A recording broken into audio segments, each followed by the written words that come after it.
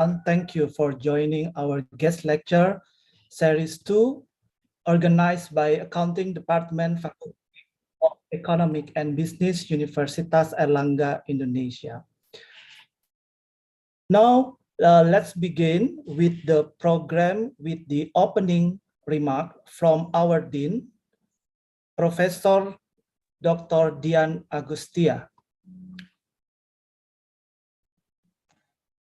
Okay, thank you, Mr. Agung. How are you today? I'm good, Budian. Thank you. Okay. Bismillahirrahmanirrahim. Thank you, Pak Agung, the Honorable Dr. Angela Liew from the University of Auckland, New Zealand, the Honorable Head of Accounting Department from the Faculty of Economic and Business, Universitas Airlangga, Dr. Wiwi Supratiwi, MBA, the Honorable colleagues, lecturer and student and participants. Assalamualaikum warahmatullahi wabarakatuh. Good morning, ladies and gentlemen. On behalf of the Faculty of Economic and Business, Universitas Airlangga, it's my pleasure and privilege to welcome all of you to this SICL International Guest Lecture Series 2022 held by Accounting Department, Faculty of Economic and Business, Universitas Airlangga. We are privileged and deeply honored to have cooperation with Dr. Angela Liew from the University of Auckland, New Zealand, as today's speaker. As we will hear from our speaker, Dr. Angela Liew, the transformation to data analytic, robotic process automation, RPA, and being have advanced in just the last few years. Since then, the issues of data analytic and RPA have moved into the focus of public attention. I am therefore delighted to see that there have been questioning in our perspective, especially in accounting and finance topic, such as what can RPA be used for in finance and accounting activities? How do you use RPA in financial accounting? And how does RPA work in finance? So through this guest lecture, we want to share many things with student, lecturer, practitioner in accounting, other accounting study programs, and the general public. Sorry.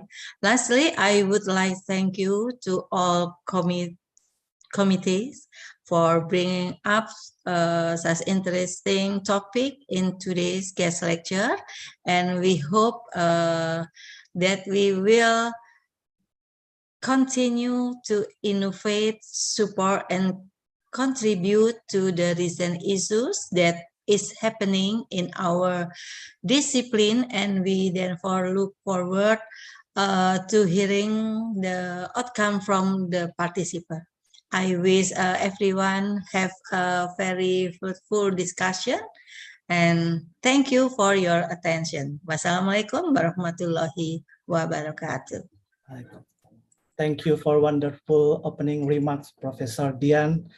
And before we started the guest lecture, I will share some information about the grand rules, and I will introduce our speaker today.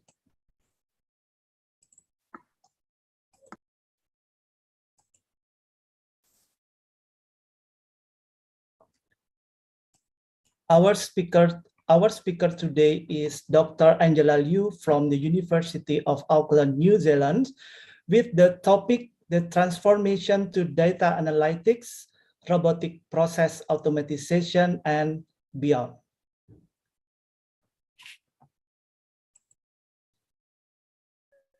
This is the ground rules, Zoom etiquette. The guest lecture is being recorded and live streams. Please stay mute until called upon. Turn on camera and use Zoom virtual background that has been shared, and rename the Zoom account in the format name _ institution name. For the Q&A session, we use slide.do to ask the question. Please visit the www.slide.do and enter code number GL002 or visit that available link. Treat everyone how you would like to be treated and enjoy the guest lectures. Without further ado, we introduce our speaker today, Dr. Angela Liew. Angela specializes in the use and effects of information technology, particularly in the human impacts of automatization and artificial intelligence in commercial and accounting firms. She earned PhD at the University of Auckland in 2017. Some research interests and research publications. She is the principal researcher of a large-scale qualitative research study on the future of accounting work that examines the issue of Industry 4.0, management controls, accounting information system, forensic accounting, and fraud auditing, new product development, decision-making, modeling and support, accounting education, and international education. In 2019, she enhancing and enabling management control system through information technology, the essential rules of internal transparency and global transparency in International Journal of Accounting Information Systems. In 2018, Operator 4.0 or Maker 1.0, exploring the implication of Industry 4.0 for innovation, safety, and quality of work in small economies and enterprises in computer and industrial engineering. And in 2017, she publication, The Use of Technology Structured Management Controls, Change in Senior Management's Decision-Making Behaviors in International Journal of Accounting Information System. Angela was awarded the Best Research Paper Awards in November 2017 and December 2020, Best Qualitative Paper Award in November 2014 and December 2019, and the Best Paper Award by a PhD student in December 2010 at the Auckland Regional Accounting Conference. Okay, without further ado, please welcome Dr. Angela Liew. Time is yours, Angela. Thank you very much, Agung, and selamat pagi to everyone. And thank you for coming to the session. This is a talk about the transformation in terms of quite a lot of technological changes that's happening in the industry. And I will be focusing largely in the accounting and specifically in the auditing side, but with also what is going on in the business sector across the board.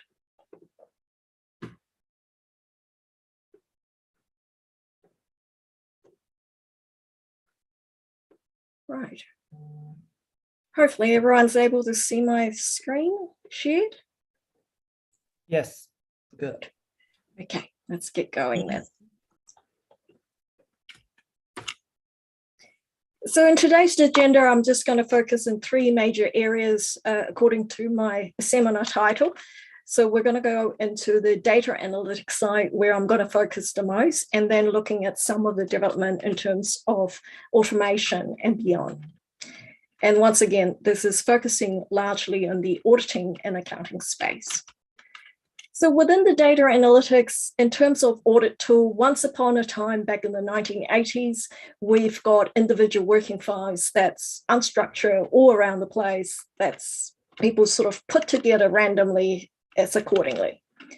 In the 90s, we started developing more structure in terms of semi-structure and having electronic working papers system where people basically emailing the template that everyone could look at. So essentially the financial auditor has been using computers and IT tools definitely since the 90s, if not earlier. And there's a lot of computerized working papers that's been going on to document and to document electronically. Now, within the same firm, the documents may not be standardized. It could be sort of a template according to the partners or template according to whoever that you're working with. So in the 90s, that's why we call it semi-structure. Everyone has their own style. Then we move into the 2000s and the late 2000s, things become a little bit more standardized, a bit more structure. And in Dolan and Leach research paper, they talk about audit support system having a proper process, a workflow with specified audit procedures that audit firms and audit teams could follow and use. And it also allowed the audit sort of management team to monitor the progress of how the audit teams were going. So that's pretty much where we're out to in the 2000s. So what exactly is going on when we talk about financial auditors, for example? There's been a lot of criticism about financial auditors saying that they're reluctant to adopt new and advanced IT tools, even though they've been using it for quite a number of years. These days, the argument is they tend to be individuals who are without strong technological backgrounds, and they tend to resort to doing things the old traditional way, even though the new and advanced IT tools could be seen as beneficial and making life a lot easier for everyone. The more recent papers have talked about the fact that auditors seems to be refusing to do things beyond the way they've been trained. So they really don't like change. And one of the things that's also being talked about is in the US, a lot of them refuse to move beyond the use of Microsoft Excel. So with that in mind and as a backdrop, what are we dealing with when we talk about data analytics? Because that's the new world that everyone seems to be claiming and saying that we'll be moving into. So when we look at some of the papers that's published in the last 10 years, there were a few short papers published in the 2015 and 2016 that talks about big data analytics. Everyone should be getting onto it and what the firms should be learning about it. So these are some of the short papers at that point. It wasn't until sort of 2019 onwards, we start seeing proper papers being published talking about what is going on in the audit side of things. For example, progressively replacing analytical suite. So ACL and IDEA are the two most popular ones for a long, long time. And yet they are beginning to be replaced by the firm's own tools or by off-the-shelf analytical software that are available for purchase. And so one of the things that the authors in this paper questioned was if the auditors are becoming a data scientist and having to completely change, and what would that mean in terms of de-skilling effects, in terms of inference skill and audit judgment? I mean, we're all talking about auditing in this sense. So there are slightly different sort of tools that are being used and being replaced according to the authors in the 2019 paper that interviewed predominantly UK audit firms. So they say Big Four firms are replacing these old analytical suites with their own in-house smart audit tools, and whereas the mid-tier firms were using off-the-shelf software. And in a separate paper that looked at the audit engagement across Norway that's been carried out in the 2016 and 2017, they see the use of more advanced data analytical tools was rare. So basically it went back to Excel and Excel and Excel. So what exactly is going on despite we keep saying data analytics is important then? So continuing on with this particular conversation we've talked about, what we've also found in the study that a few of us have sort of put together and looked at, we found that, electronic working papers were still actually being printed and actually stored with the photocopies of supporting client documents for a long, long time. And in New Zealand, it wasn't until sort of the last 4 to 5 years that that's only started disappearing. So we're only talking about 2017, 18, that people started willing to let go of printing these audit supporting documents. So what changes are coming in? So since the mid to late 2010s, so we're really talking about the last 5 to 10 years, each of the big four firms been rolling out their own in-house smart audit tools. And looking at the timing of the sort of announcement, we're really talking about 2016, 2017, and 2018 that PwC, KPMG, EY have started talking about the different tools they are using. And some of them have gone into the next phase of 2019 and 2020, talking more AI-focused type of audit tools. But essentially, we're still looking at the data analytics tool worldwide across the big four firms. So what exactly are these tools looking like when we say data analytics? Looking at what they've promoted on YouTube, these are the sort of screenshots that you see. They're very visualized format. So the data analytics seems to be quite user-friendly in many ways, and it seems a good way of communicating with different folks, sort of whether internally within the audit team as well as externally with the clients. And it's probably something that was much easier to communicate externally with the clients. So there are a lot of similarities in terms of the tools that, you know, the look of the tools among these four firms. And clearly Clara, in terms of KPMG, was pushing it to the next level, because if you look at the YouTube clips, you could see that they were going with a very sort of futuristic look where you could touch the screen that is in the middle of the air rather than the screen that are on our computer monitors.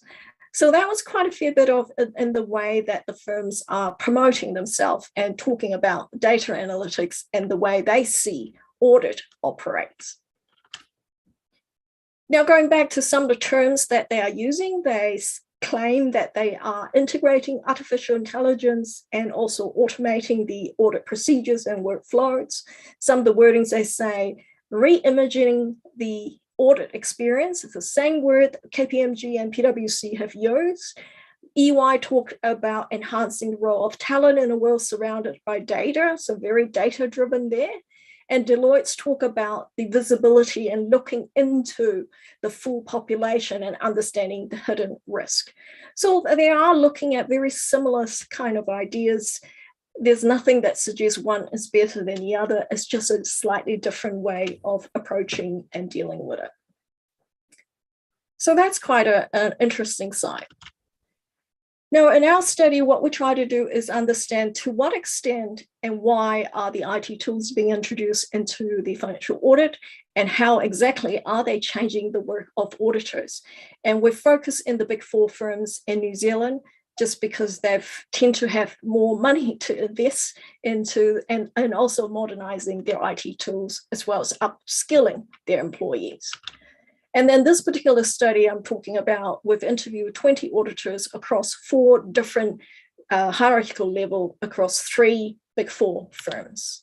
So you can see quite a spread all the way from recent graduates, frontline management that are supervising the recent grads, as well as middle management that are overlooking at the entire project, as well as the upper management in terms of partners and directors who are signing off on the audit engagement. So a variety of people with different experience. Among these 20 auditors, 75% of them work directly in the financial audit line. The remaining 25% are the ones who work very closely with the financial auditors in helping them use the data analytics tools on a day-to-day basis for their daily audit work. And we've basically gone through and did quite a lengthy interview with them of just under 2 hours. And this was carried out during late 2018 and sort of the first half of 2019. So what exactly did we find? Now, traditional audit work has always been selecting random samples, and everyone's familiar with that, and every textbook talks about that. So what does the application of data analytics mean? The application of that means that we could examine the entire 100% of the population of the data we have on hand. And the purpose of doing that is to look for irregular patterns and outliers. And if we do that across the entire 100% data population, hopefully we could actually look for those that are of a higher risk just because they didn't meet the sort of normalized or standardized population as such.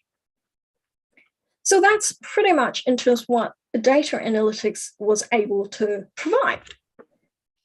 So going back to this argument about Excel, as other papers have talked about, we also found Excel is still there, and because it's been there for many, many years, it is there. However, the problem was people weren't using Excel to its full extent. It's still, it could have been better used, that's one.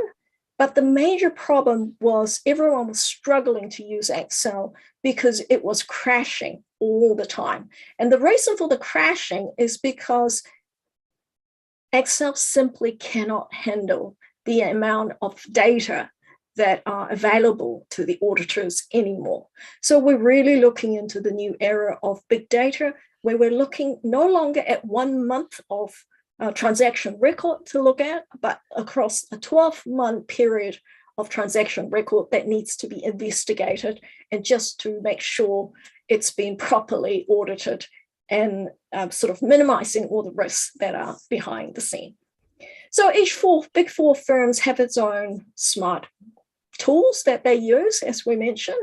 But the problem was, before these tools could be used, we need to actually cleanse the data, and we need to manipulate it. And when we say manipulate, it's basically putting it into the format that the systems could actually handle it. And so we need to organize it in such a way that the in-house smart audit tool can actually make sense out of it. And that was a precursor. And when we talk about data analytics, one thing that seems to be frequently forgotten is there are 3 separate steps, 3 very distinct steps behind data analytics. The first one is data wrangling, the cleaning and the manipulation of the raw data, getting in a format where it's ready to put into the system. And once it's able to be put into the system, that's when we really analyze the clean data. And the last bit is, after we can analyze it, we need to put it in a visualized format that we can see it in a more meaningful way. So there are 3 different steps. And yet, when we talk about data analytics, everyone's thought is about the first step, because 90% or more of the time is being spent in doing the data wrangling. And that is part of the issue behind why data analytics is sort of not quite to its full potential at the moment, because everyone is still trying to figure out how to organize and clean its data so that they can put it into the system, the smart audit tools, to actually do the proper job. And when we talk about data analysis, we've seen different phases. It's for many, many years, it's been on Excel. Occasionally, we've seen some people doing Excel macro and VBA, and then for a few years, a few folks try to go into idea in terms of, instead of Excel, what else can we use? But now, the time when we talk about data analytics, the more advanced tool is what I call Excel on steroids, because we're really talking about third-party tools such as Ultrix, such as Spotfire, such as R, that are able to do a much more powerful data wrangling as well as data analysis. When we hit the data visualization, most of the firms tend to use a completely separate tool, such as Microsoft Power BI, such as Tableau, and such as Qlik. So depending on which tool that the firm have purchased, those are the tools they will be using. So many firms are sort of investing in different tools according to the different needs that needs to be sort of used and dealt with. So what exactly we found in terms of the whole entire study about data analytics of what's going on in New Zealand? Well, Excel was no longer a viable solution because it keeps crashing and it just couldn't do the job as well as it should be. So it has to look for another solution. And the rise of the no-code, low-code, and as well as the advancement of the third-party data analytics tool, and we're really talking about in the last 3 to 5 years that they've been very good sort of changes and new progress in the area that made it possible for the firms to adopt data analytics, as well as push their financial auditors to gain some data science skill. Now, the firms are gaining new clients due to the potential use of data analytics in turning data into insights and values for clients.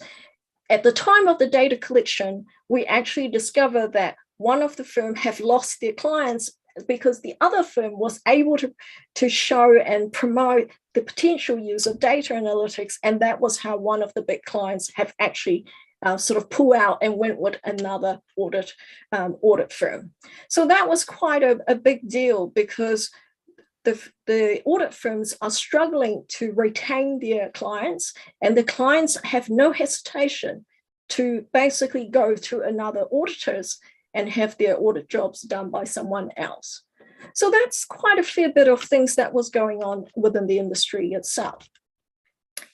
And one of the things we found that somehow consistent across all other big four firms that we had sort of study and interview was they actually appointed a technology transformation manager within their financial audit team. And once the manager was appointed, a subsequent supporting team was being put together and being sort of helping the whole entire financial audit team to move forward in terms of choosing the tools, in terms of providing the training for the tools, and ensuring everyone could actually use the tool properly. And so the firms are what we call actively training and producing citizen data scientists to transform daily work. Now, I've used this term citizen data scientist because it's actually quite different from the standard data scientists that we are seeing out there. Citizen data scientist actually means somebody who could handle at least the basic part of data science. They are not a specialized, and they are not a proper data scientist. So one way to look about it is all of us, I hope all of us, are able to cook at home, but it does not mean we are chef, because all we're trying to do is being able to survive, being able to cook a meal so that we won't starve, so that we could eat. And that's essentially what citizen data scientist is all about, the ability to do the minimum work without relying on someone else. So for anything more specialized and anything more complicated, we will bring in the specialists in to help with that. And when we come to looking at recruitment, the firms have started recruiting non-accounting graduates into the firm, including into the financial audit division. So data visualization, it allows the better communication. It also allows, easier communication, because things doesn't seem to be so technical anymore, because we're looking at a chart, a graph, and they could talk about it in a much better manner. But one of the things it's becoming clearer and clearer was this distinct role between the financial auditors and the IT auditors inside the audit engagement. And that seems to be growing and growing and growing across the different firms as well, because now IT audit is an integral part of any audit engagement, not just an attachment to it. So what else we found also in terms of what is changing out there? Well, the changes in terms of audit work, the entry-level audit work that used to be done by our first-year graduates are reducing. And they are reducing because of three different reasons. One, data analytics, because it could do all the two-way matching and the three-way matching that used to be manually carried out by our first-year graduates. Outsourcing's been around for a long time, but because of the availability of the data that could be electronically, so not only you could work from home, but we could easily send it off to offshore. And Philippines and India are two very popular places that the big four firms have been setting up their offshore service centers to do these work.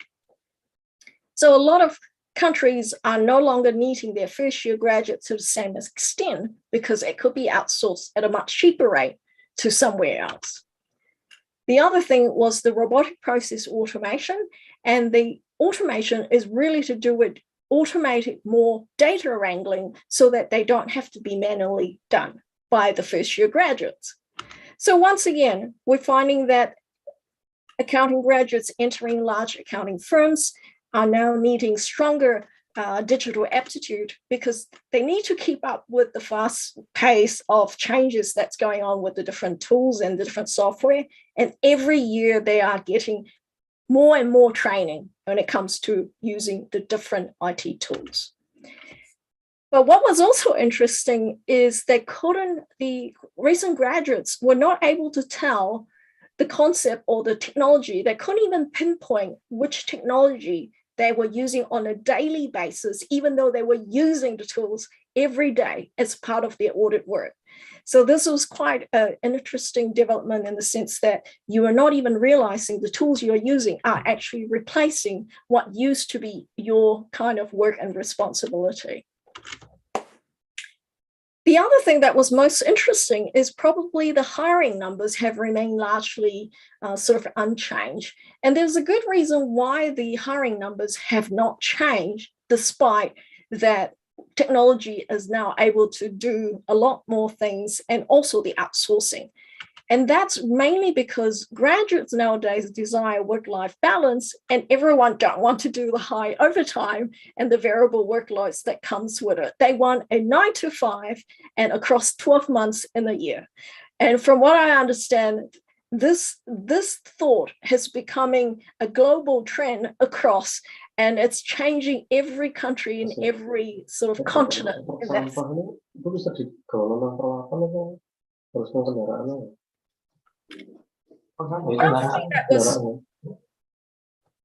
The other thing that was also interesting was because of the amount of work that's required of the graduates, a lot of them complain and said, I don't want to go into these firms. I don't want to do the work that the graduates doing. They're too boring. They're too mundane. They're just too repetitive. I want to do the more sophisticated stuff. I want to do the more judgmental stuff. Well, guess what? You don't have to do the mundane task anymore. That's the good thing. The bad thing is it means you need to know a lot more than what the graduates needed to know when they first stepped out 10 years ago. So that requirements of skills and knowledge have actually changed because of some of the demands and some of the attitudes of the graduates across the globe. So these are quite a bit of an interesting thing. Now, when it comes to the audit, one thing needs to be talked about is the fact that once upon a time, it was about financial audit, and that was the traditional audit. Now, when we talk about audit, there are so many variety of audits, even just within New Zealand and not talking about around the world. We've got internal audit, IT audit, which are sort of known for many, many years. And yet, within the internal audit, it has grown as well. And within the IT audit has grown phenomenally. So within the IT audit, for example, we now have IT audits that's together with the normal financial audit, but we also have cybersecurity audit, and some of the firms are growing really big in this particular area, literally hiring people by the boatload, I call it, every year. And we've got data audit that people are looking for, as well as automation audit and RPA audit when it comes to robotic process automation, which I'll talk in a little bit more detail shortly.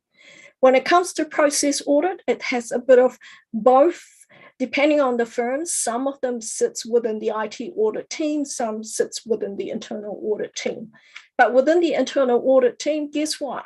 Now we've got audit that has nothing to do with accounting, and not only nothing to do with accounting, but also nothing to do with IT, such as health and safety audit, such as food safety audit, and etc. So audit is now no longer financial audit, and that also means the hiring of graduates need not be accounting graduates anymore, because there are so many other audits that the firms could actually provide to their clients. Now, what I thought was interesting is, what does that mean for us in Indonesia? What does that mean for us in New Zealand, for example?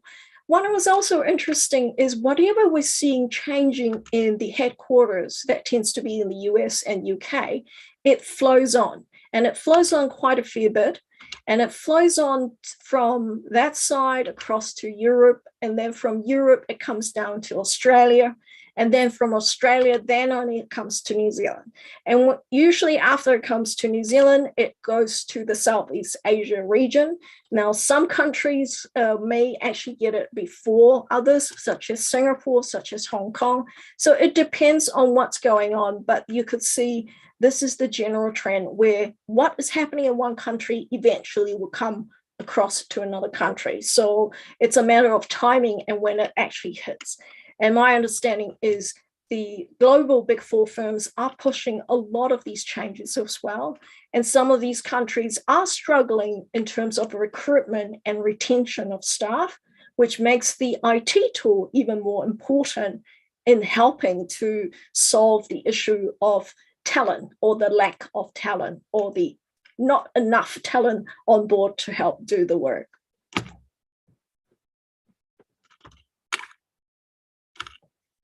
So how prepare our accounting graduates? This is an interesting question. So in this particular separate study, we interviewed 53 young auditors across 5 different firms in New Zealand, averaging about around the 23 months of experience at the time we interviewed them. When we asked them what are the challenges and struggles they had encountered, they say the need to be self-motivated, self-disciplined to do the work, waking up early every day and doing the work, going to work, having enough sleep at night. That seems like a very simple thing, but those are the challenges and struggles they were facing. The need to have social and communication skills, the ability to talk to clients was something they really struggle with. They didn't realize that needs to be done more than what they thought, because they thought accounting is about numbers. But they need to make small talks with the clients because they need to tell the clients what I want from you. And they need to learn how to ask it in a way they could get the data in the right format and in the right timing so that they can do their work and not having to rush at last minute. And building the rapport and the relationship with the clients in such a way that the clients would help them to do their work seems to be a big challenge they found. Some of them even said, I thought I was the auditor. I walk in, I demand, I should get it. But no, that was not the case. What we also found was a lot of the young graduates finding that there were a lot of things to learn and things were going very fast. It was not like a university where they have time to think about it and have time to absorb it. They literally just have 1 or 2 days, they have to get on with it. And if they don't, they're being left behind. So one of the things they found, there were a lot of smart people around the place. I have to learn this thing in the shortest time. I didn't know Excel could do that many things. I forgot my mouse and I have to learn to use the laptop with the finger. And that was quite a crazy trip when that particular graduate went overseas for 2 months.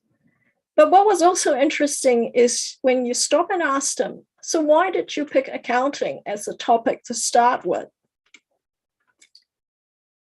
Well, they said, I was good at the subject at school. I like numbers and calculation, and I want to sit behind a desk and not talk to anyone. And which was a complete contradictory to what the challenges and struggle they are finding. They have to talk to people, they have to write things, they have to learn things, they have to do all the things, nothing to do with what they thought accounting is about. So that's quite a sort of interesting steps in terms of leading. Now, time for a tiny little poll question. If I could ask the organizer to put up the poll for the 2 questions.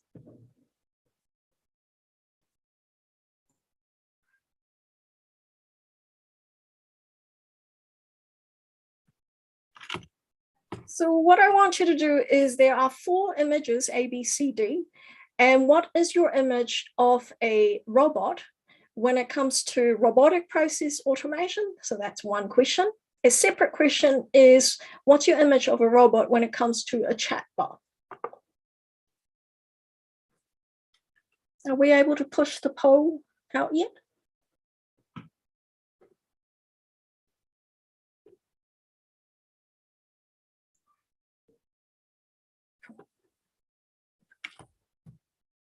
Yeah, audience, participant can submit your answer in the poll.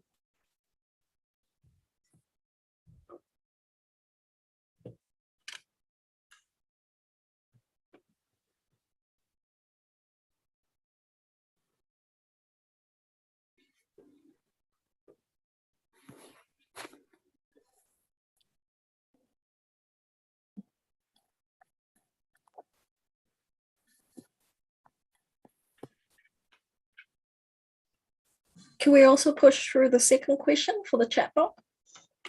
They're two separate questions.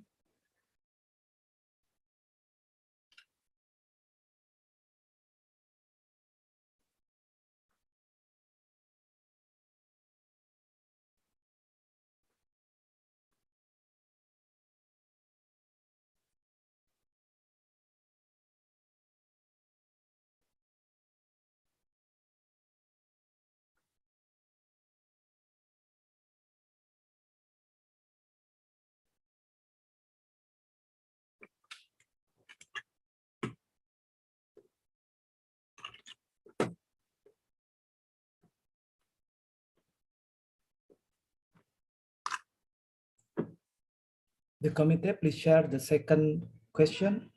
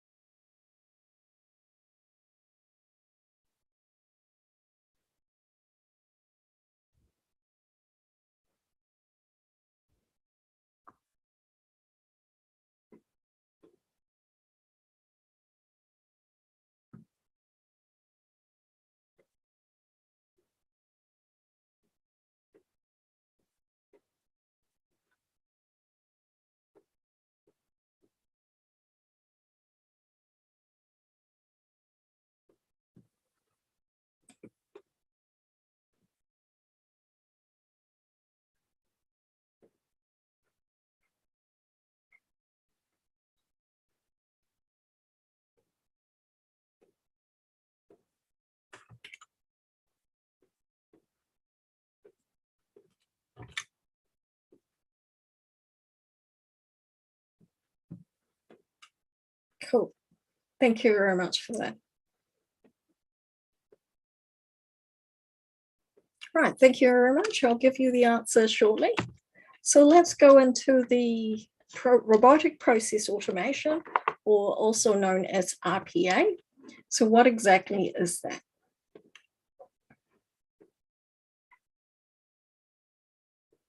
So one of the first question was about what is the image of robot you have in mind when it comes to robotic process automation? Well, guess what? The answer is actually B, because it's really about a computer hand typing in instead of a human doing the job.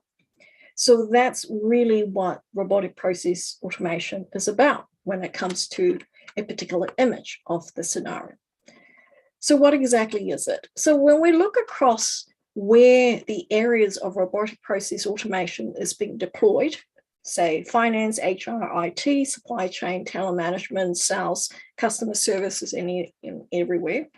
According to this report in APAC 2020, the biggest growing area is actually in finance. That means in the accounting side of things. Customer service has been something that's been done quite a bit already, and the move is into finance, into the accounting side where things are being automated. So what exactly are we talking about when we talk about robotic process automation? Here are the examples of what an RPA could do for you. First one, it could open and it could read and it could create emails. It can log into different enterprise systems that the company has that's currently using, such as an ERP system like SAP or whatever else. It could physically move the files and folders that's sitting from one area to another. It could do copy-paste, whether that copy-paste files or copy-paste text. It could fill in the forms. It could read and write to the databases.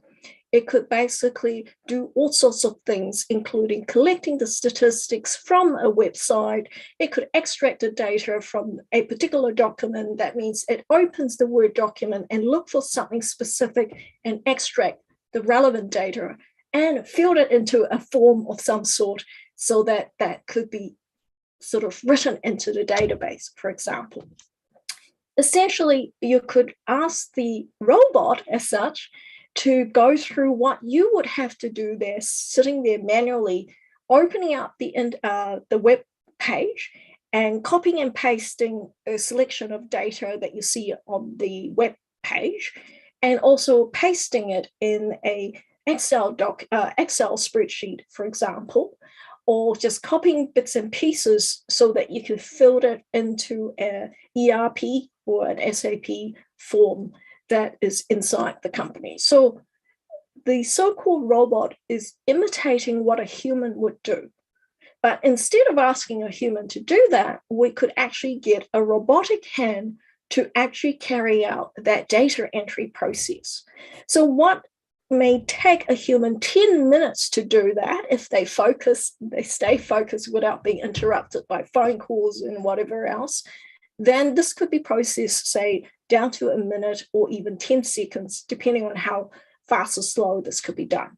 And the great thing is the machine doesn't need a break like humans do, so they won't have to go for a coffee break, a toilet break, or even a lunch break, or basically go home and sleep. So the robots could carry on doing this data entry 24/7 nonstop.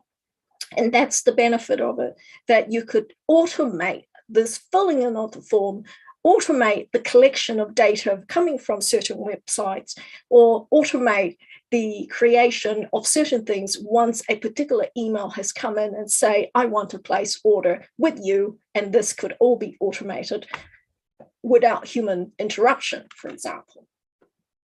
Another possible thing, this was a report that was done by Deloitte back in September 2018, and they look at what are the back office accounting functions that can be automated.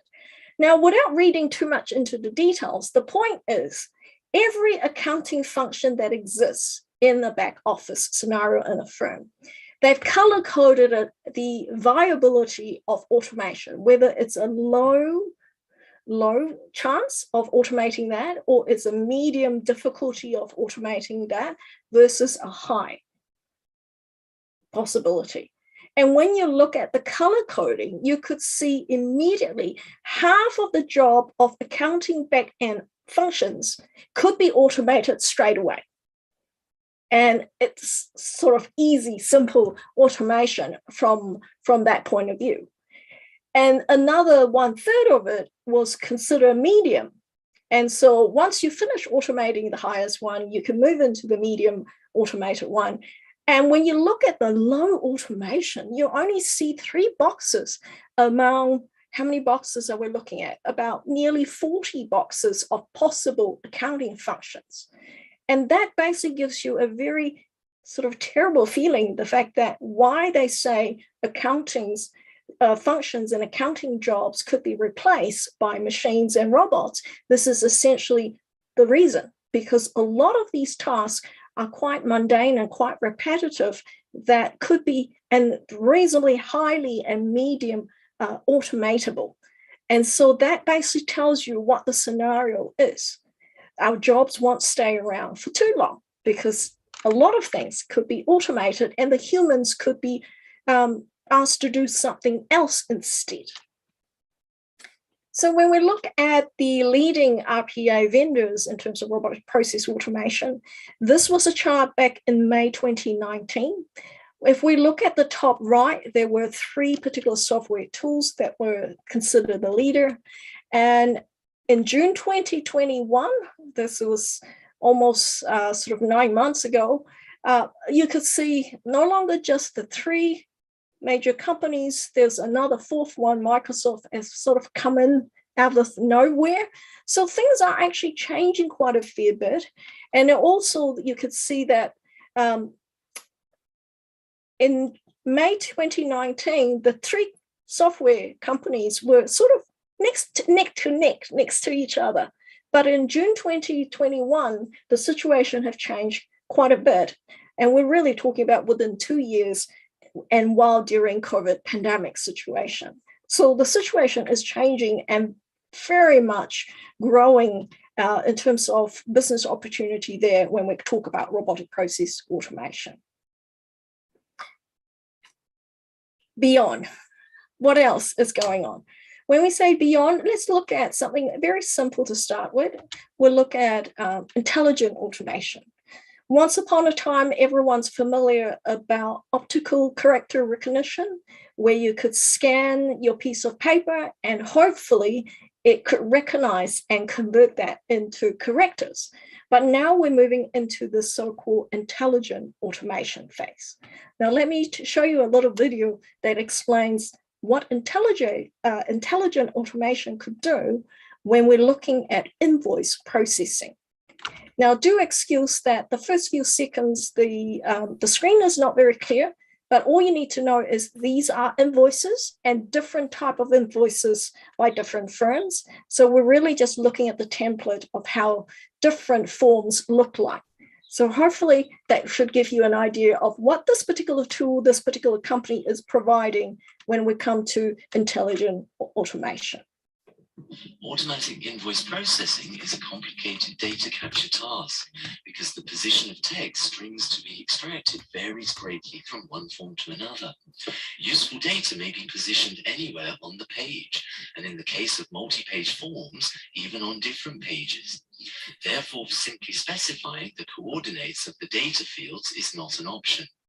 Invoice tables may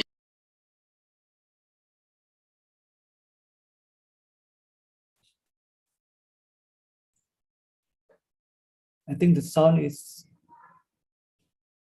not clear. Angela?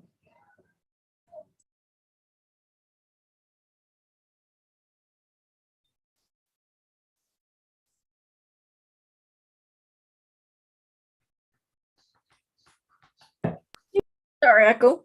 What was the? I think the sound is not clear. Yeah.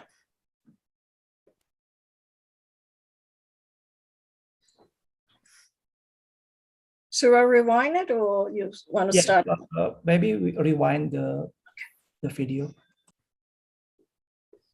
Automatic invoice processing is a complicated data capture task because the position of text strings to be extracted varies greatly from one form to another. Useful data may be positioned anywhere on the page, and in the case of multi-page forms, even on different pages. Therefore, simply specifying the coordinates of the data fields is not an option. Invoice tables may include columns of any type and arranged in any order, including columns with auxiliary information that need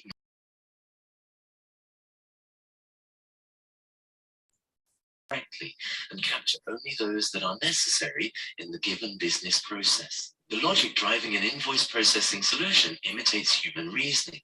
For example, to look up the number of an invoice, a human will look for the key words which determine the meaning of the value, such as invoice, invoice number, invoice issued, invoice number, etc. on the document.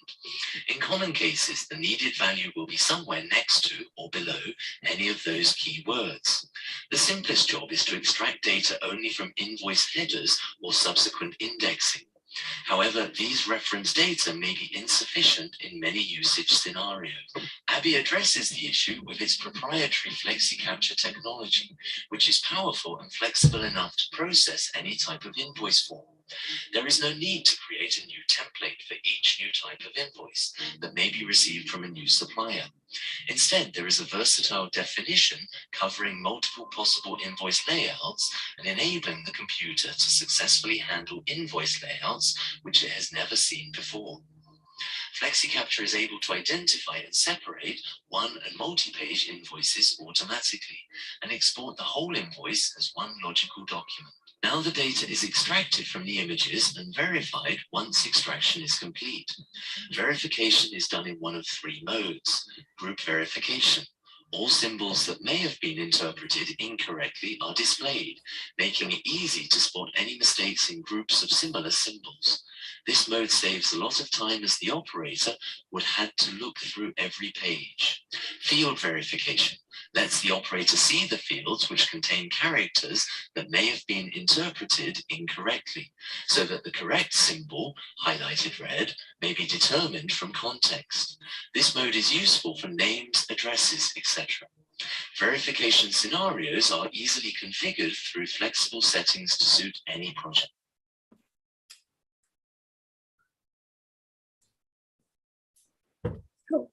Hopefully that gives us some sort of idea where, when we're looking at an invoice, the tool has actually been so advanced that it does not need you to create a particular template for every possible invoice that come along the way, but it could actually intelligently sense it depending on where certain wordings are located, and it would actually know to look for the invoice number and the specific details it was looking for, and be able to capture that data and store it, and also using that data, also making use of robotic process automation, and also entering it into the require system as such.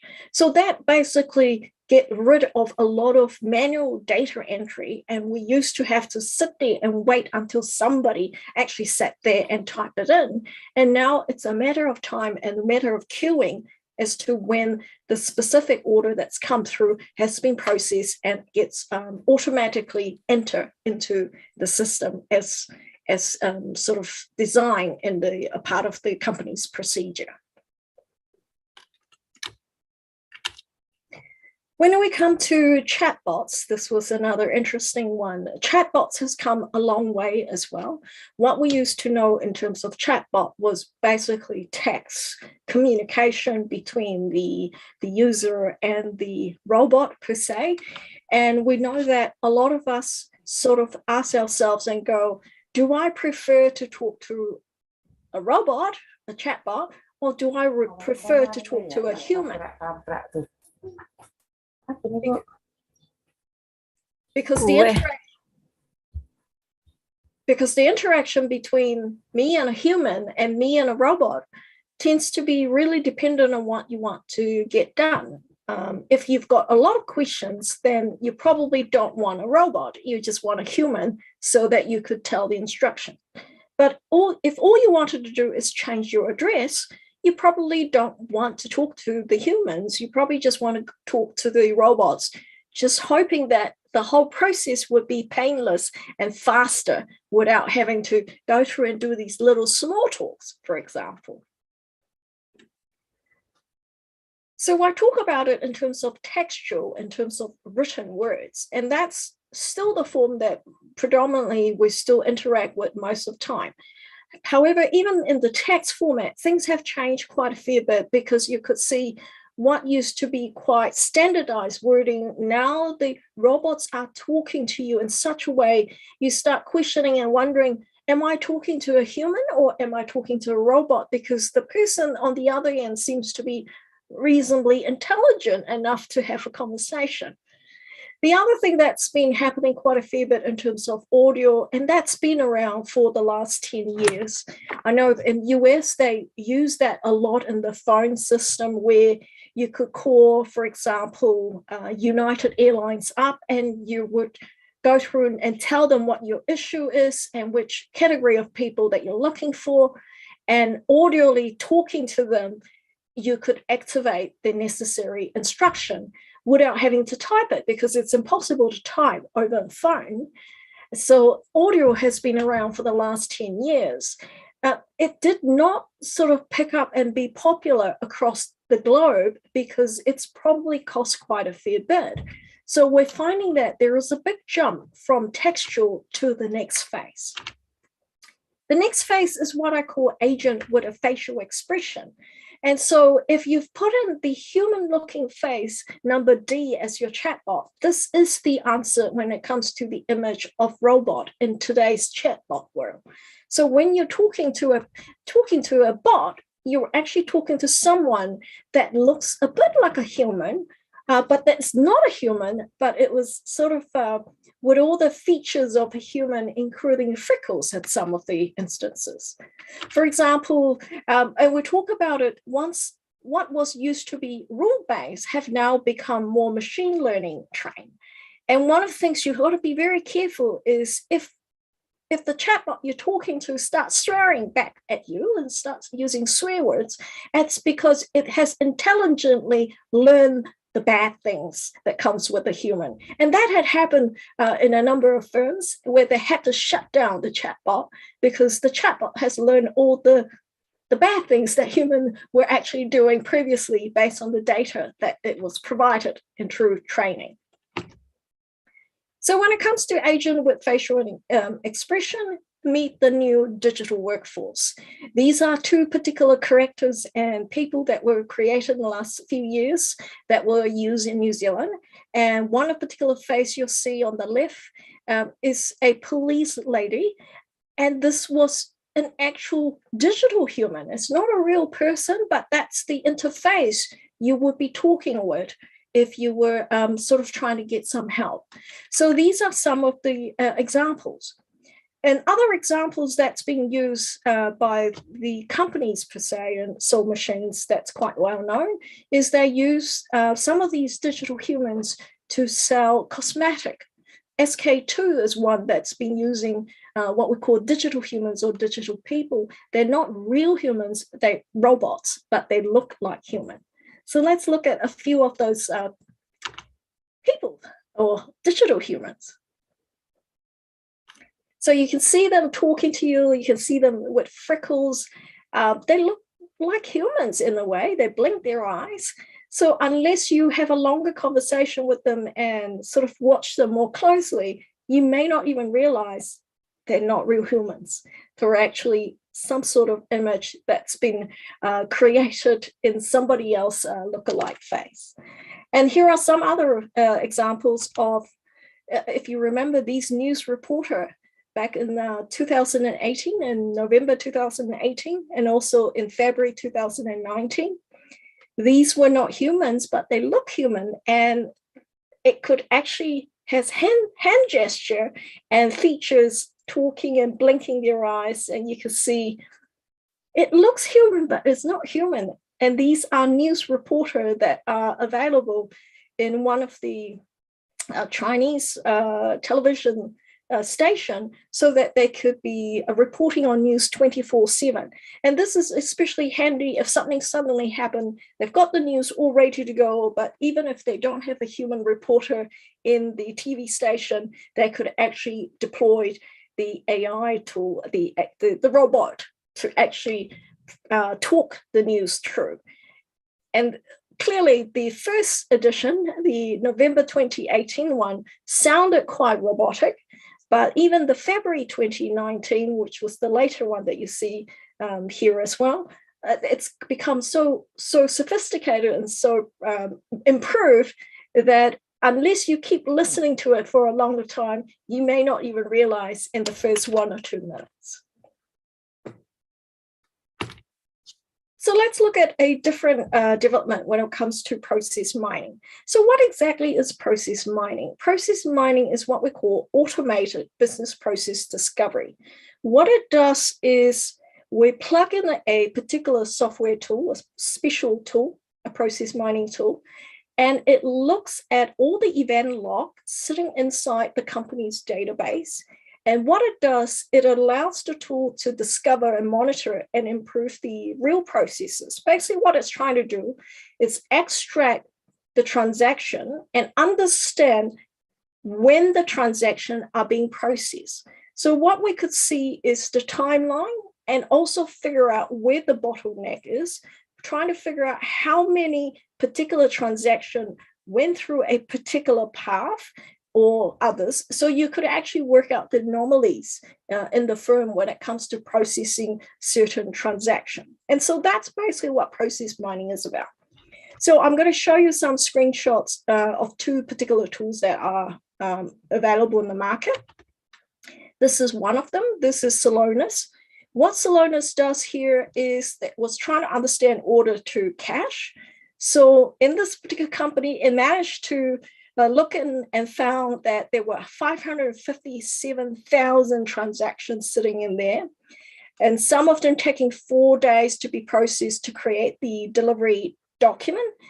Some of them took 4 days to get to denying the credit, and some of them took another 4 days to go through this the intermediate process of having to approve credit. But what it does is it charts out what exactly is going on in the firm when it comes to processing all these order.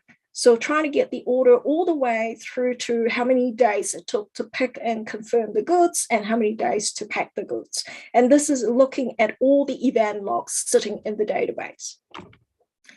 And then this particular example, it went through all the scenario, it worked out the different orders, the different thing, but you can see everything is very visualized in a way, and it tells you how many days and how many transactions has gone through a particular path so that you could see what is going on.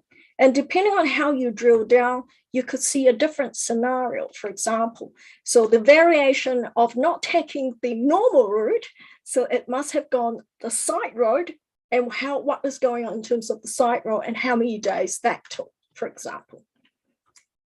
And this is a separate tool. It's called Process Goal that belongs to UiPath. And you can see the idea is the same. It's just that it's just been laid out differently. But once again, it tells you how many transactions goes through to a particular route and how many days it may take in terms of going from one particular process to the next process, to the next process, and the next process. Process mining is a very powerful tool. Unfortunately, it's not that cheap at the moment. So a lot of times you probably have to get a consultant in who has this tool to run through your company system to work out what exactly is going on. And we try to quantify it based on precisely how many transactions that's going through a particular path so that you could better understand what is happening inside your firm. Now, when it comes to process mining, it's separate software vendor sort of playground altogether. The competition has been getting quite fierce.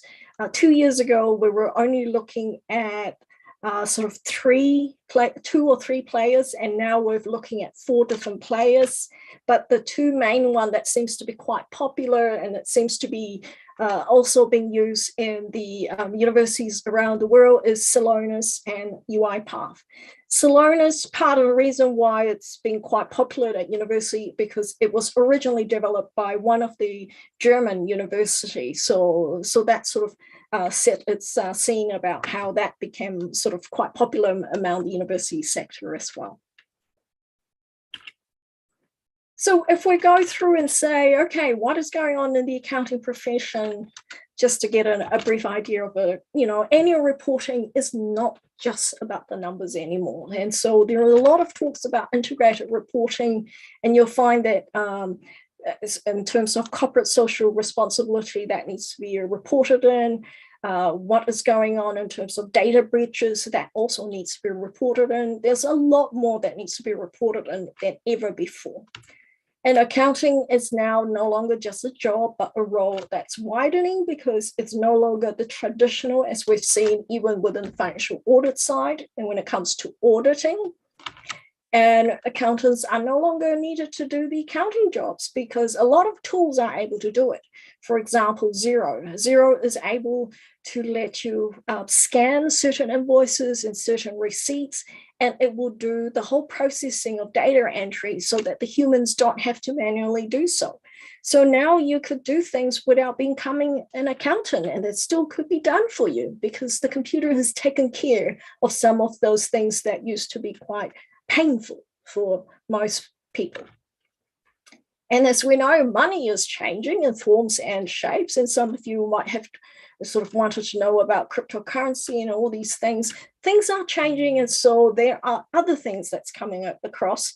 And eventually we would expect there will be some sort of audit when it comes to auditing these digital money that actually exists in the firms.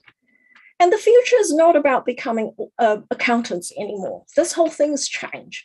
And you might actually see less and less job titles of accountants out there. But it doesn't mean that the job of the accountants has diminished. It's just been replaced by new job titles, such as business analysts and also business partners. So things are changing, and people didn't like the word accountants. It didn't sound sexy enough. And so now you find that these terms are they're actually evolving itself. It's changing. The whole sector is completely transformed. And accounting might no longer require the expertise of accountants only, because we know that with tools such as Xero, it could do a lot of things for us. So here's an example of what a Xero looks like. You could see all the paid invoices in credit note, and you could see it on a phone. And that makes it quite easy for a small business owner, to manage and deal with. And it also shows you in the visualized manner. So basically, whether you want to adopt data and analytics or not, all the different tools and all the different accounting software and even the business tools that are being used are becoming very visualized, because that's the way that these that people were sort of demanding. They don't want to see it in line and line of numbers. They want to see it in pretty pictures. So what is happening when it comes to the graduate side? Well, every single job will require some sort of interacting with machines and robots, and it didn't matter accounting or IT or any sector per se. One of the things we're finding is every businesses are undergoing digital transformation. It's changing the way it's doing things. If it hasn't changed, it will be soon undergoing change. So this is one of the things that you have to be on top of it, because otherwise you will be left behind. Traditional tasks are being automated and no longer just being outsourced. What used to be outsourced are also being brought back now. So we are seeing a lot of changes when it comes to the outsourcing space, depending on the maturity of different firms and the way they are experiencing when it comes to human resources, I should say. Now, especially in the COVID pandemic, what's been really hammering is cash flow is king, and cash flow is the one that ensures the business can continue to operate, and we needed the money. Without the cash, we could not keep the business running and going, and that becomes that we need to understand the situation much quicker and faster than ever before. And accounting is really just a language of the business that we could use to talk about it, and it helps people to better understand the financial situation and solve this financial problem. And cash flow is probably one of the most critical ones. And most of the time, it's understanding the business processes and managing the risk. And as you can see in the process mining side, you can better see where the bottleneck is and where the investment, when it comes to investing in IT tools and IT technologies, needs to be put in place, because you don't want to put something in an area where it's actually not your biggest problem. And it comes to graduates, well, you need more soft skills. You need to communicate. You need to solve problems. You need to have stronger digital fluency and digital acumen, not just about that you can click a button, but you need to learn to figure out what are the possibility and probability of what these tools may provide for the firms and may provide for you in terms of moving forward and getting the most benefit and also competitive advantage out of. The ability to learn on your own, as well as learn it fast enough, seems to be the big crucial thing. If you don't learn fast enough, you're going to be left behind. So if you are curious enough, and that certainly helped to push you, keep going and go, oh, I wonder what this button will do. And you can click on it and you can learn something new that you didn't know beforehand. And learning is now no longer restricted to the time that you spend at university. It's a lifelong learning. Straight away, 1-2 years after you graduate, you've got more learnings to do, and you seem to be learning more than ever before every day, better than ever before. So there's a lot of training, a lot of self-discipline that needs to be put in place for yourself. So all in all, technologies, how that could enhance the humans. We could basically, in today's world, become a global citizens because we're so interconnected with the rest of the world, because technology enables us to do that. For example, today we're able to have this through Zoom and do this through YouTube, that once upon a time, you must be there in person in the location. We're looking at the citizen data scientists that I mentioned about. You don't have to be an expert, but you need to learn enough to survive, just like you would in terms of being able to cook a meal so that you can still eat, but it doesn't mean you are a chef. And when we talk about citizen developer, we talk about a lot of robotic process automation. We want to learn enough that we could automate some of the simplest things, such as going through the website every day and copying and pasting the data that we require.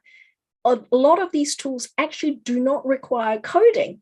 So this is what I'm talking about in terms of low code and no code, that makes it possible for people without a IT programming background could potentially learn. So the world is changing from that point of view, and you don't need a degree in it, but it would be helpful for the mind to understand some of these concepts a lot faster and quicker than others.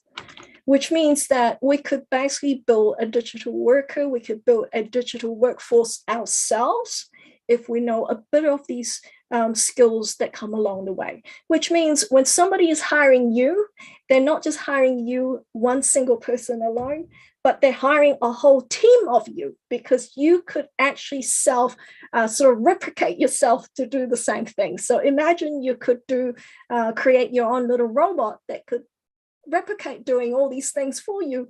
And so that becomes your biggest selling point, because you are able to do a lot more than what used to be done when they hire a single employee.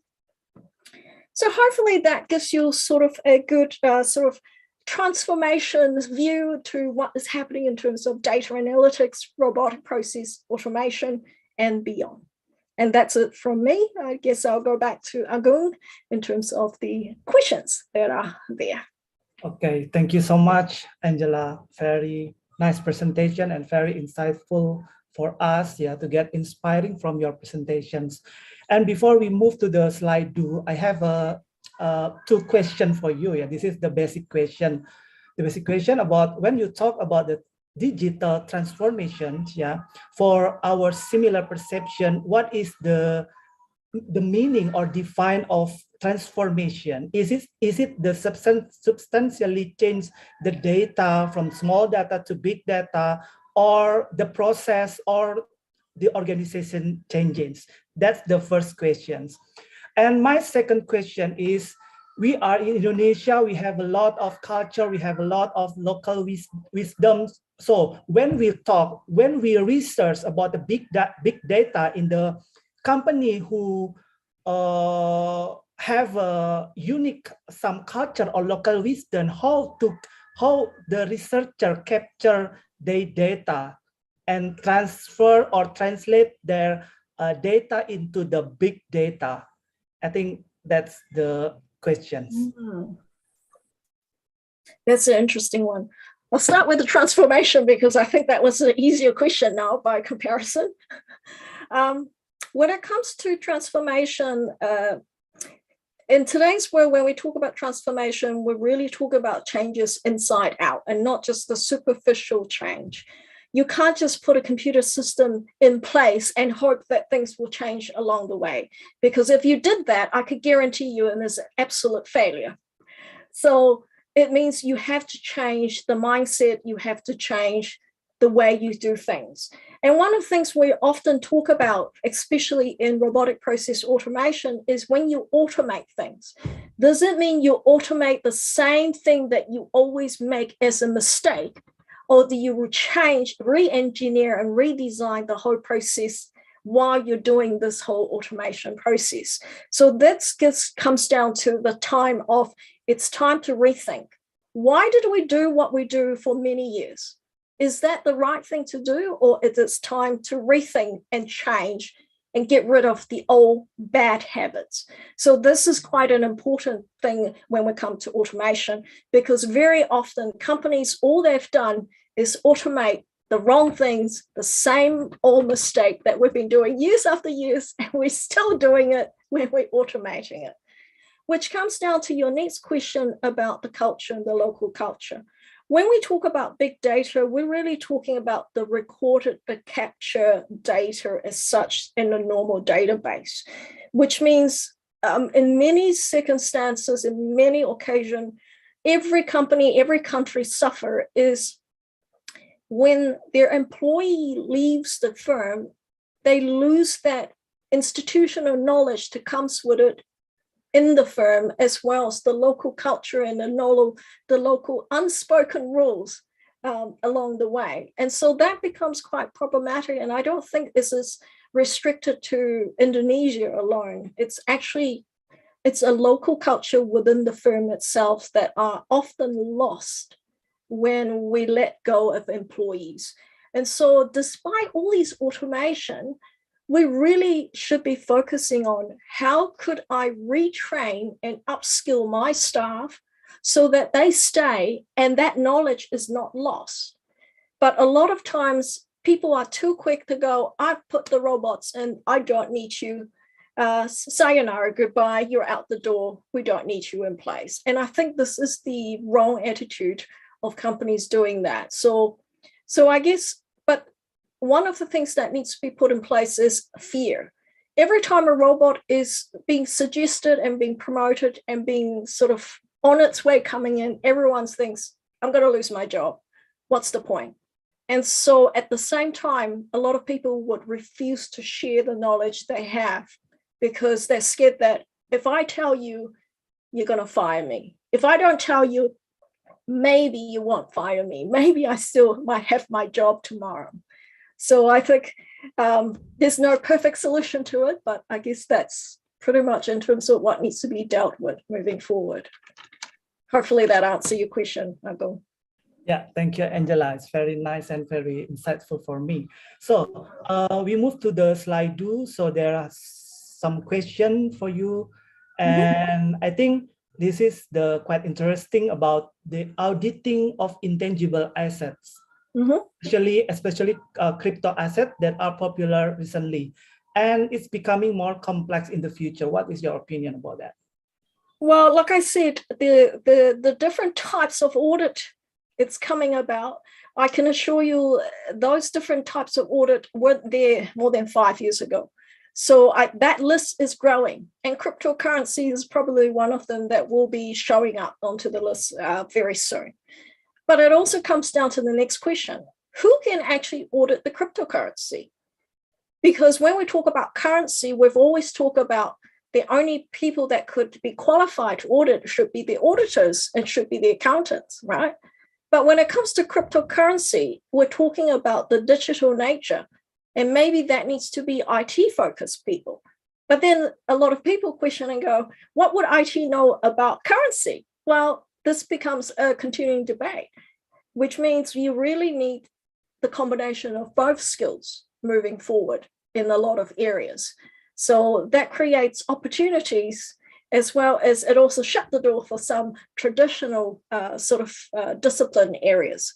So I think this is basically something sort of to watch. That list of what I have shown you today, it's probably going to double or triple in 5 years' time.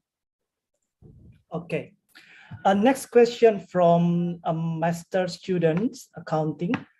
What do you think about research, especially in the big data in emerging economies country? Is there any difficulties side for the data observation? When we come to big data, we're really talking about data that's already recorded. So not so much observe. So unless the companies have upgraded their system and being able to record more, then we go into the scenario of big data. And often in today's world, when we talk about big data, is sensor is a good one. So every time somebody enters the supermarket, we could have this record and work out how many people have actually enter into the supermarket and at what particular point in time, for example. And depending on how sophisticated these sensors are, and also measuring the height of the person walking in, it could potentially work out whether that's which age group based on the height, for example, whether a child, whether an adult, or an elderly. And also it could work out whether it's a male versus a female. Now, you might ask me, what's the point? But for a supermarket that is a big company and they want to work out their foot traffic, especially to a shopping mall, for example, that may actually be quite handy sort of information.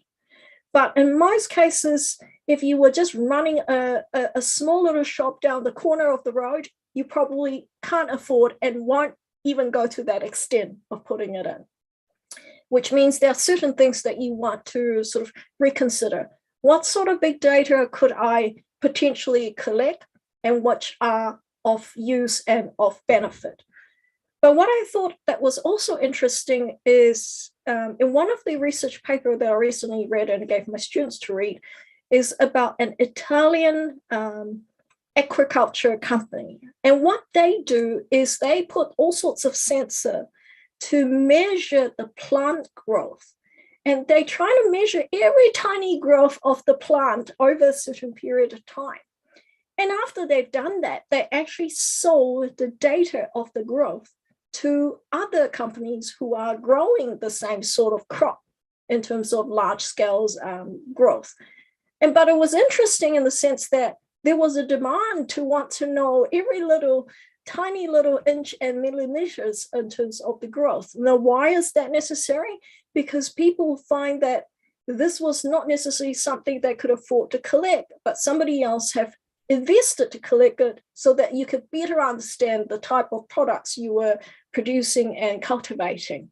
So what may not be something of interest to you may actually be a treasure to someone else as an opportunity for business. So this is probably an interesting one. I've also think about, in Indonesia, you're around the sea, so fish farming, whether it's in a lake or fish farming out in the sea, think about collecting data about how the fish is growing, the water temperature in the sea, and that is exactly what's been done across the world because people want to better understand the climate changes because it's impacting on the fish growing in the area where you're planting, especially out in the sea.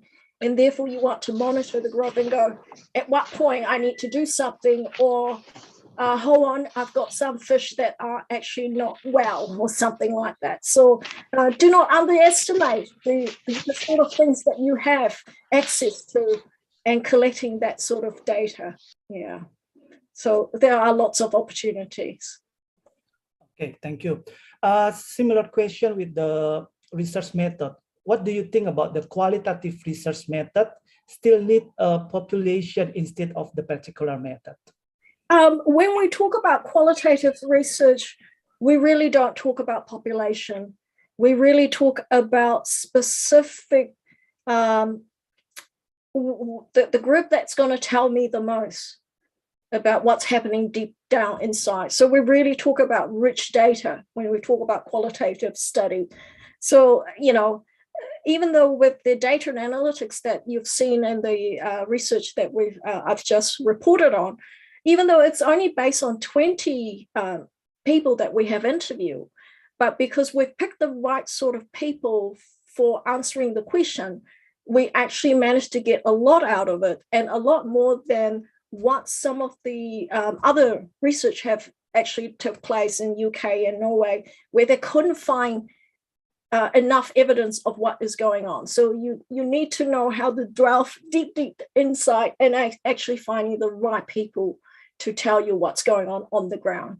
So that was also why we've picked a variety of so people from different hierarchical level, rather than only the partners and the directors, but also people right on the ground that's doing it on a day-to-day and training other staff to do the work as well. So it's not about the large sample size, but about the right group of people, the right group of sample to tell you the rich data of what is going on deep down inside. So we managed to find out to what extent and why that was happening, as well as how that's actually changing the sector itself. Okay, Angela. And next question from Mika Marcelli. What is your opinion? How is your opinion about the end of the accounting or the death of accounting profession? Is it possible because of the digitalization? It is possible if we do not do anything to it. That is just the reality, because we could see a lot of things that's sort of occur and happening. For example, GPS. Everyone's got a mobile phone these days, or at least quite a large population have a mobile phone. And GPS was one that came with the mobile phone that we're using in terms of smartphone. Once upon a time, people were printing these maps and selling books of maps. So in all the large cities, they've got tons and tons of books, for example, in Sydney, for example, in Auckland, but you can't find those printed maps anymore. They've completely disappeared. These companies probably don't exist anymore to print these things. So things are changing. So what you don't, I mean, even looking at Kodak is a good example.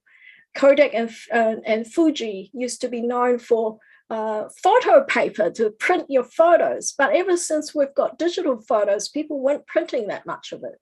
And because they did not try to do something about it, they keep saying, we'll still be around. We've been around for hundreds of years. We would never be out of business. Well, guess what? They're out of business today. There are nobody. And probably none of the youngsters have ever heard about Kodak and Fuji per se, but they've heard about Apple and Samsung and all these digital mobile phones. So I think the real threat is right now, if we do something, we could still recover. But if we keep thinking, no, accounting will always be there, there's no need to change. Well, guess what? 5-10 years' time, I'm not sure whether that is still the case. And one thing you need to be careful with is when changes come in, you actually don't know until it's too late. And I think about the skills that we require to drive from point A to point B. If we keep relying on the GPS, we lose the skills to drive from one place to the other unless we turn on the GPS. Otherwise, you just don't know where you're going. So skills could be lost very quickly, unconsciously. And by the time you realize you're losing that skill, you've probably lost it altogether. Yeah, and I think in the slide, your presentation before, you mentioned that the accountant will change smoothly the name, maybe not in the name of accountant profession, but business analytic, data scientist. Yeah. Okay. And then talking about the big data also, the data visualization is essential for auditor, especially for preparing themselves for Society 5.0 or Web 3.0. What do you think? The importance of the big data, is it the data visualization?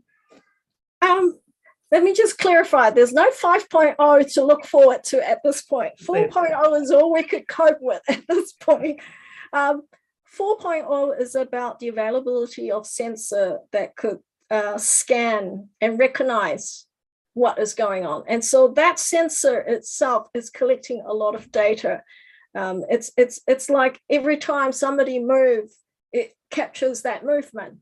So 4.0 is about the capturing of the changes that are available that comes with these digital tools that's recording it. So we talk about it being digital rather than analog. The Industry Revolution 3.0 was really about analog. So we're not going to see the 5.0 yet for maybe another 100 years at this point, but the point is we're going to be in 4.0 for a long time. Now, coming back to the visualization, visualization is kicking in everywhere because people understand pictures better than they could understand all these numbers. Because if you show them all the numbers in raw data, then the brain needs to go through and process and work out, what are you telling me? So if I gave you 100 days of COVID deaths and COVID cases, your brains have to go through this 100 days, and it takes a long time to work out what's the trend going on. But if you could visually show me this 100 days, I could immediately look and go, oh, this is at the point where there's the height, there's the peak, and this was change when it went from this to another point. So visualization is actually really, really taking off because it could quickly, in a summarized format, communicate something that you would not otherwise be able to do so. And so I think visualization is not just about auditors, about everyone. And part of the reason why the financial auditors have to pick up on the data analytics is because their clients are going to data analytics and the clients are the one demanding the auditors. I don't want you to tell me how many samples you have tested. I want you to tell me things that I don't know, more than just I tested 10 samples within this range. Okay, thank you. Thank you very much, Angela. So now question about the academician preparation. Yeah, any advice how to prepare our professor, our lecturers in curriculum regarding this situation, the digitalization? What kind of specific curriculum, the subject, or any particular to learning for the lecturer academician? This is quite a tricky one, and there's no perfect solution to it. Right now, I think the starting point is we have to think digitally every time we look at a problem and a scenario. For example, at a minimum, people should be able to use Excel to solve a simple thing instead of using a calculator. I mean, the number of times I've seen students still grabbing a calculator and punching it in when they should have just used Excel to create it and quickly solve it and be able to solve it much quicker. And not only that, could actually see the workings and work out if I've typed in something wrong. But if you were doing this on the calculator, you would have to do that 2-3 times to confirm if what you're calculating is the correct number. So that's one way. The other way is when I say use technology and using a tool such as Excel, I'm not talking about knowing how to type it in and that's it, but knowing how to use it to its potential is probably the right word. For example, I mean, I'm still, when I'm looking at the multi-choice answer that I've given to students and I say, what formula should you put into the cell in order to calculate these numbers that's showing on this screen?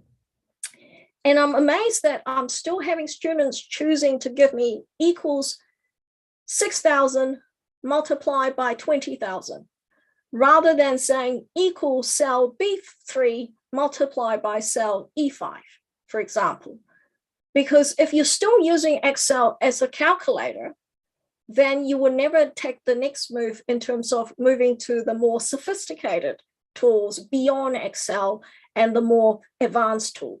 And so this is basically where I'm saying is in the classroom, when we're solving a problem, once upon a time, we were telling students, stop using the calculator, use your brain. Now we have to go to the next phase of going, you have to start using some sort of IT tool, and Excel, let that be the starting point rather than the ending point. just like we did with the calculators. So I think that's the starting point of getting there. The next point is whenever we look at a scenario, an example, we need to think, what's the digital implication about that? Because the world is no longer simplistic anymore. When we're talking about money, it's no longer just currency in printed format. We've got currency sitting in our bank in terms of bank, bank dollar, currency sitting in digital format, sitting out inside our bank, which we'll never get it in printed form. But the next level is also going up to the cryptocurrency, and even the cryptocurrency in terms of digital currency, there's so many variety of it. And so you almost have a different, you got to deal with the differentness in it right now. So I guess the point is being aware of what else is out there. You may not have the solution. And so this is what I meant by citizen data scientists, for example. If I'm thinking I'm a cook, I at least know this spice from that spice, even though I may not be an expert and I'm not a chef, but at least I know there is a difference between a garlic and a ginger. And I could at least know the basic of it. And I think this is basically what it is when it comes to our digital knowledge and our digital aptitude, is knowing the difference between a ginger and a garlic. They're not the same thing, but at least understand the broad concept, even if you are not an expert, because you need to recognize at what point I need to call the expert team in to solve the problem. And hopefully that will solve the sort of underlying thing. It's not about you bringing the technology in. It's about you changing the mindset of how to see things in a more holistic digital manner, rather than being really precise of knowing which button to click. Because what I tell you which button to click, it's going to be changed in terms of its interface and in terms of how it's going to be done in a couple of months' time. Okay, and I think this is the last question, Angela, from Ruli Movizar. Based on the robotical automatization, could it employed in remoting auditing? It could be, but we haven't been seeing that happening too much at the moment, because the basic stuff are still not being automated as yet. So that's still a lot of room for sort of things to be changed. So what we're saying is we don't automate everything. We automate only the things that's going to be a pain point for us, where we struggle to find the human talent to do the job. Because if we have sufficient human talent, we don't need to automate it. So there is a sort of balance that needs to take in place when we decide, is that something worth automating? Is that something we need to do in terms of remote auditing? But you can see in the COVID pandemic situation, that's created a lot of issues there. For example, stock take, because auditors couldn't physically go out to the firms to cite the stock. And so a lot of audit firms were thinking, maybe I need to send in the drone to at least take sort of visual images of what's going on the ground. So that visual images is a bare minimum, but the more sophisticated one is maybe the drone can actually do all the actual counting for you. But you got to work out, based on how large your wallet is, how much you could afford when it comes to the sophistication and the automation. Okay, I think it looks like we have covered all of our questions. Angela, is there anything else you want to cover before we close? No, I think all the very best. I think digital changes are on its way, and unfortunately, we do have to embrace it. And the changes and when we talk, and people say the future of work, it was yesterday. It's not something that was on its way coming, it's already here. So what we need to know is we need to be prepared mentally so that we're not surprised by it when it kicks in and sort of replace us, that we have another possible route, we have another path that we could take. So I think this is basically the main thing, is mentally being prepared and knowing where you could head and where is a possible new world and new road to walk in onto. Yeah. Okay, thank you, Angela, for your insightful and very informative about the presentation, the technology, the data analytic, robotic automatization, and beyond.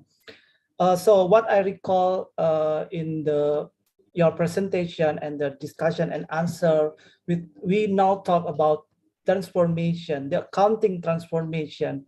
We talk about the big data, data science, data analytic, and the position of accountant in the big data. And what I reminded in your presentation that the firm recruiting non-accountant graduates. And I think for our accounting graduation needs stronger digital attitude, self-discipline, social and communication skills, learning a lot of new things and learn to fast. Okay, thanks again, Angela, for the participant, for the audience. Give a virtual applause for the Angela.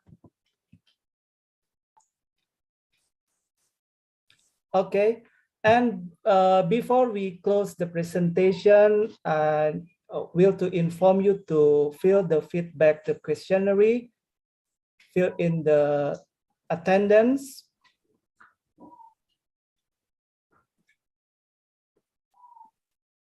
Okay, and thanks again, Angela. That's it for today, and everyone, we appreciate you being here. We would like to acknowledge again your presence here, and we also thank you for everyone to attend the guest lecture too. And for the next guest lecture, we have interesting topic, the future of corporate accounting on 5th April 2022 at 9 a.m. And on 31st of May, we have a speaker from University of Cambridge, UK, Dr. Jenny Chu, with the moderator Yani Permatasari, with the topic Corporate Social Responsibility Committee. And before we close and the end of this session, please open your camera so we take the photo session. The committee, can you help me to take a photo?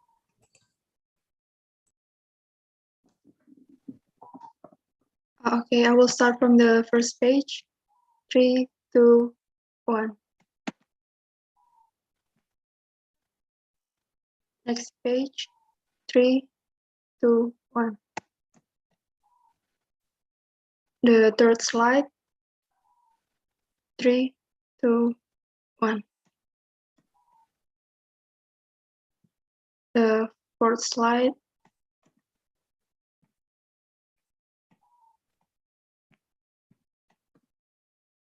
Okay, I think that's all. Thank you. Thank you very much, the committee. And thanks again, Angela, for joining us today. And thank you all the participants. I'm Agung, and see you in the next time, and God bless us all. Thank you very much. Terima kasih, Agung, and selamat tinggal. Thank you.